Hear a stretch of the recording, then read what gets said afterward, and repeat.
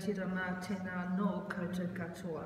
Thank you, Mr. Chair, for this opportunity to speak again as Commissioner Representative of the New Zealand Human Rights Commission. In Aotearoa, New Zealand, alongside the Declaration, the Treaty of Waitangi frames how Indigenous rights are to be given effect. In summary, the 1840 Treaty provides for three key obligations of partnership, rangatiratanga or self-determination, and equality underpinned by the right to participation. These key obligations align closely with the key themes and standards of the Declaration. Moreover, they reflect human rights standards that New Zealand has committed to through ratification of other UN human rights instruments, such as ICCPR Articles 1, 2 and 25.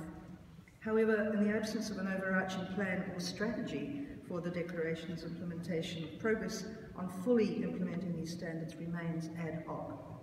To take one example, participation in decision-making and the obligation of free, prior and informed consent continue to be problematic. While there are a range of mechanisms for engagement and consultation between government and Maori, their effectiveness and compliance with human rights standards, including the UNDRIP, can be variable. In particular, the extent to which free, prior and informed consent is reflected and the degree to which Māori are not only informed or consulted but are able to help shape outcomes can be limited. From time to time, the New Zealand Human Rights Commission is approached by Māori groups who have concerns about the government process for negotiated settlement of treaty claims. That process, which is known as the large natural grouping policy, focuses on larger groups. This can leave some smaller groups, or hapu, with concerns about participation and representation, as well as the impact on the distinct cultural identity of those groups and their potential ability to directly access the practical benefits of the treaty settlement negotiated. In response to one situation, the New Zealand Human Rights Commission has met with the group concerned and with the government agency responsible for negotiations and has encouraged continued dialogue to seek pragmatic solutions in the interests of achieving fair and lasting settlements. It often appears that government and Māori have very different perceptions of what effective participation entails.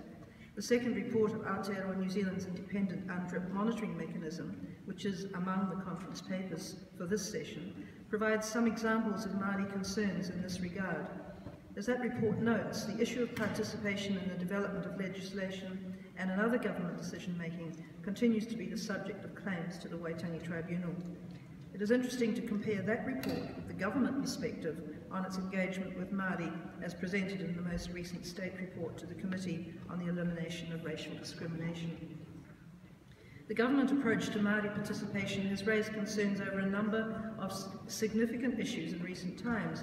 These include, for example, the decision to establish a marine sanctuary in the Kermadec Islands off the northern tip of Aotearoa, New Zealand, which will impact on Māori fishery rights and existing treaty settlements.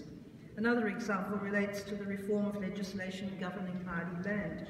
The extent of government engagement with Māori in those instances has prompted legal action with regard to the former and a claim to the Waitangi Tribunal in relation to the latter. The Declaration and the growing body of commentary and jurisprudence on what it requires and how it may be implemented provide a valuable framework for a shared understanding of what participation requires. It is crucial to ensure that these standards translate into meaningful improvements in the lives of our people. It is important for the Declaration and Treaty to be explicitly and routinely taken into account during the development of new law, policy and practice. For this to happen, there remains a need for greater awareness of the Declaration.